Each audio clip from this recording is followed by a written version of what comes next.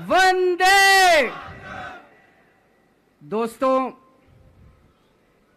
माननीय supreme court ने मुझे 21 दिन की मोहलत दी थी।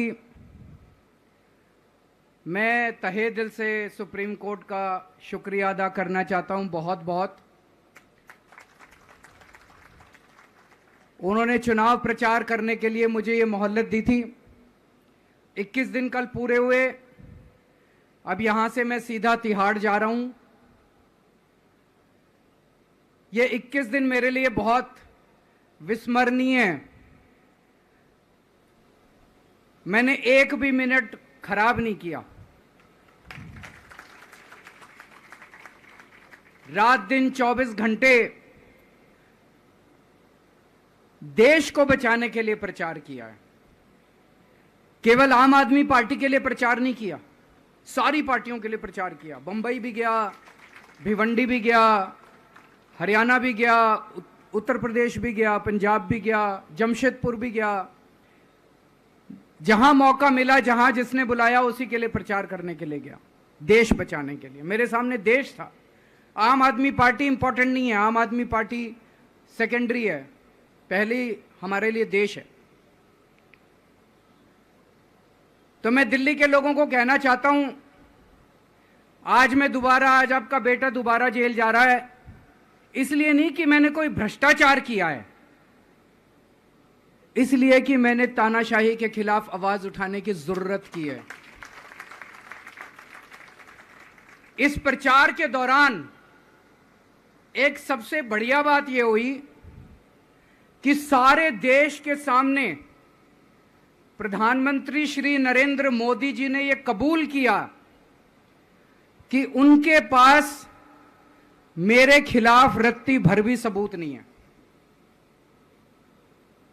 हम कहते थे ना, जब भी हमसे पूछा जाता था कि भाई ये कह रहे हैं 100 करोड़ रिश्वत ली, 100 करोड़ रिश्वत ली, वो 100 करोड़ कहां गया? 500 से ज्यादा जगह तुमने रेड मार ली, कहीं चवन्नी मिली हो, अठन्नी मिली हो, 1 रुपया मिला हो, कहीं हमने खर्च किया हो, कहीं कैश पड़ा हो, कहीं लॉकर में मिला हो, कहीं स्विस बैंक में मिला, कहीं चवन्नी नहीं मिली, तो पैसा कहां गया?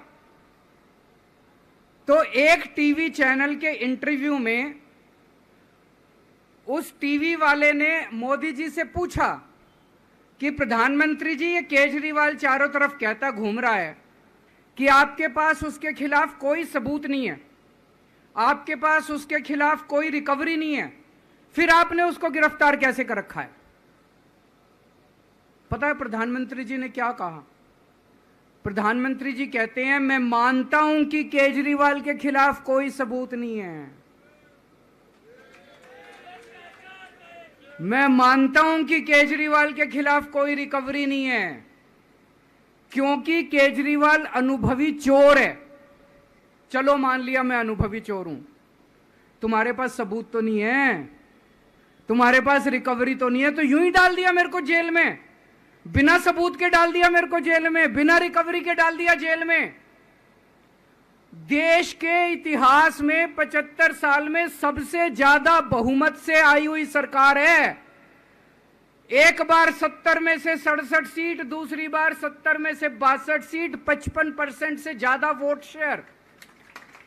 इतने भारी बहुमत वाली सरकार के मुख्यमंत्री को आपने बिना सबूत के जेल में डाल दिया। यही तो तानाशाही है कि जिसका मन करेगा मैं उसी को जेल में डाल दूंगा, जिसका मन करेगा उसी को जेल में डाल दूंगा। और पूरे देश को मैसेज दे दिया कि अगर मैंने केजरीवाल को फर्जी केस में जेल में डाल दिया तो तुम्हारी तो औकात ही क्या है, किसी को भी पकड़ के जेल में डाल दूंगा। इसी तानाशाही के खिलाफ लड़ रहा हूं मैं, और इस किस्म की तानाशाही अपने देश को बर्दाश्त नहीं है। भगत सिंह ने कहा था ना कि जब सत्ता तानाशाही हो जाए तो जेल जिम्मेदारी बन जाती है, सबकी जिम्मेदारी है जेल में जाना, इसके खिलाफ आवाज उठाना। भगत सिंह के चेले हैं। भगत सिंह देश को बचाने के लिए, देश को आजाद कराने के लिए जेल गए थे। भगत सिंह देश को आजाद कराने के लिए फांसी पे चढ़े थे। हम देश को बचाने के लिए जेल जा रहे हैं। इस बार जब जा रहा हूं, मुझे नहीं पता अब मैं कब वापस आऊंगा। मुझे नहीं पता ये क्या करेंगे मेरे साथ जेल में, लेकिन मुझे कोई परवाह नहीं है, जो मर्जी करें। अगर भगत सिंह फांसी पे चढ़ गए, मैं भी फांसी पे चढ़ने के लिए तैयार हूं।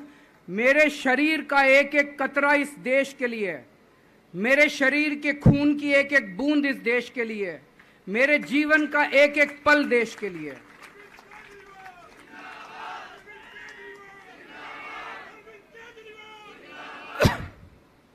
अभी मैं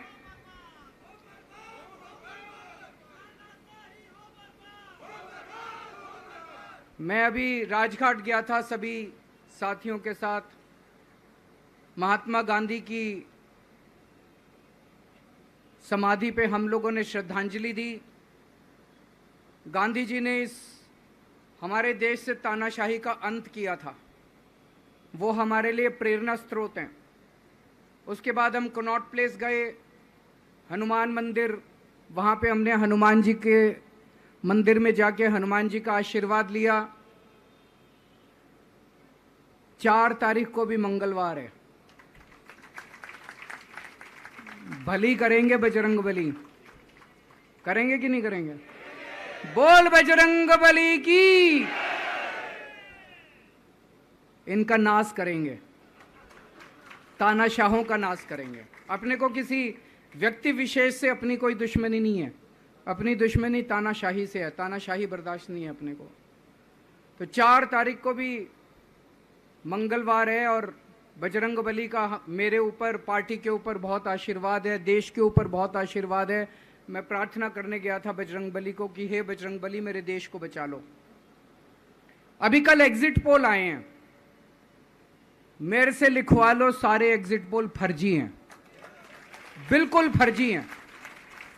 एक एग्जिट पोल वाले ने राजस्थान में टोटल 25 सीट है, उसमें 25 में से 33 दे दिए उन्होंने बीजेपी को।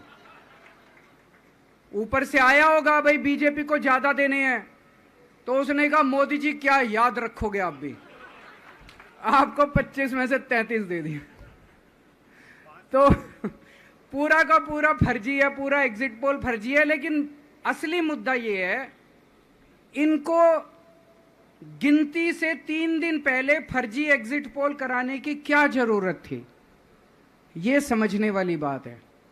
मेरे को भी समझ नहीं आया। कई सारे लोगों की कई सारी बातें चल रही हैं। एक ये चल रहा है कि इन्होंने मशीनों का घोटाला कर दिया, लेकिन मैंने संदीप पाठक को भी बोला है और मैं सारे इंडिया गठबंधन की पार्टियों को बोलना चाहता हूं, अपने अपने काउंटिंग एजेंट को बोल दो, पूरी तरह से सतर्क रहे। आखिरी तक अगर हार भी रहे हैं तब भी उठ के ना आए। कई बार क्या होता है, 1 राउंड में, 2 राउंड में, 3 राउंड में हार गए तो उठ के चले जाते हैं। उठ के नहीं जाना। सबसे लास्ट में रैंडम जितने बूथ होते हैं, ईवीएम मशीन होती है, उसकी पर्चियां पड़ती हैं। उन पर्चियों में से 5% पर्चियां उठाई जाती हैं। उन 5% ईवीएम की मैचिंग वीवीपैट की स्लिप से कराई जाती है।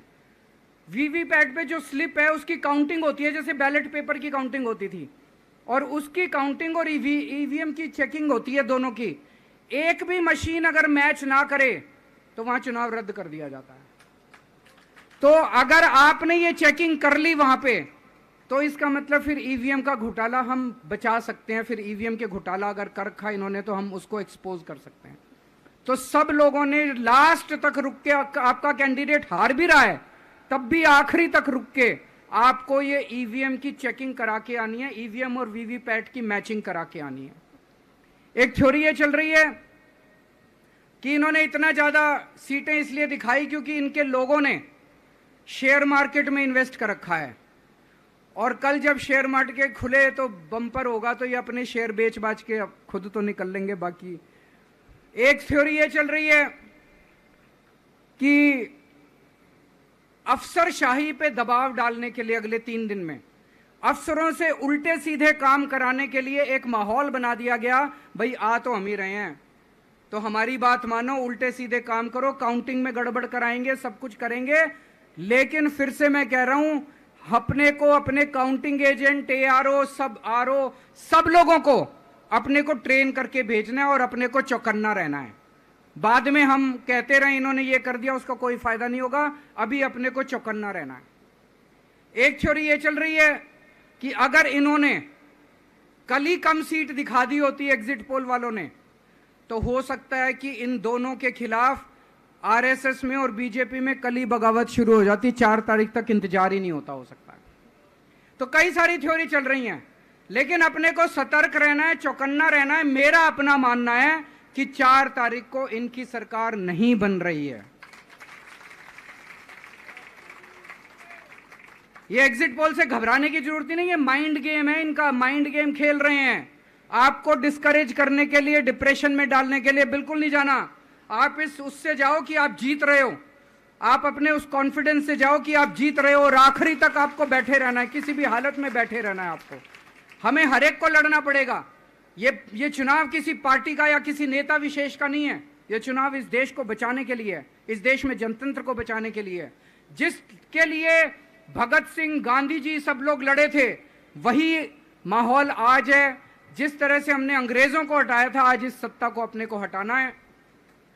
तो मैं सभी आप सब लोगों का, सभी साथियों का बहुत बहुत शुक्रिया अदा करना चाहता हूं। बहुत साथ मिला आप लोगों का इन 21 दिनों में। अब जब भी मैं लौट के आऊंगा फिर मिलेंगे आप लोगों से, तब तक के लिए अलविदा।